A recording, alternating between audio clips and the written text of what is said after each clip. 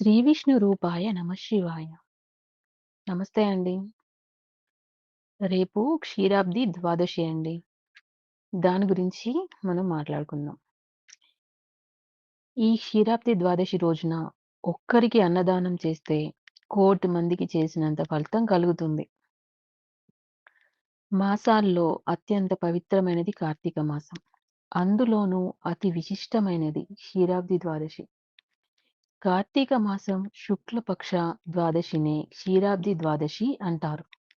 అమృతం కోసం దేవతలు క్షీరసాగరాన్ని మదించిన పర్వదినం. క్షీరాబ్ది ద్వాదశికి పావన ద్వాదశి, చిలుకు ద్వాదశి, యోగీశ్వర ద్వాదశి అనే పేర్లు ఉన్నాయి. పుణ్యప్రదమైనది కాబట్టి పావన ద్వాదశి అని, ఈ శుభదినాన్ని క్షీరసాగరాన్ని చిలికారు కాబట్టి చిలుకు ద్వాదశి అని, యోగులు, మునులు తమ ఉపవాస దీక్షను విరమించే పవిత్ర తిథి కాబట్టి యోగీశ్వర ద్వాదశిగాను ప్రాచుర్యం పొందింది. ఆషాఢ శుద్ధ ఏకాదశి నాడు యోగనిద్రకు ఉపక్రమించిన శ్రీ మహావిష్ణువు కార్తీక శుద్ధ ఏకాదశి నాడు మేల్కొంటాడు.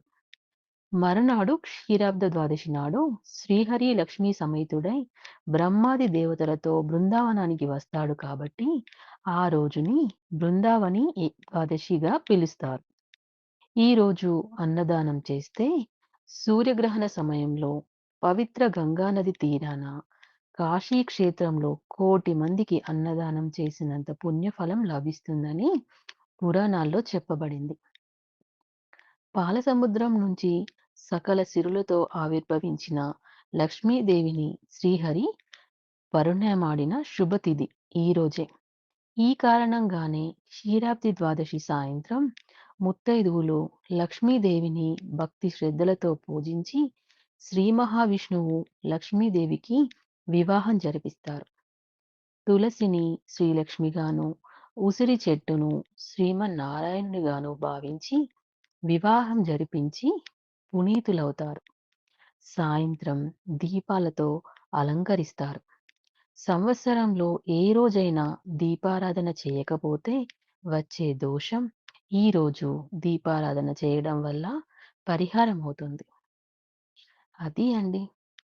అన్నపూర్ణే సదాపూర్ణే శంకర ప్రాణవల్లభే జ్ఞాన వైరాగ్య సిద్ధ్యర్థం భిక్షాం దేహి చ పార్వతీ.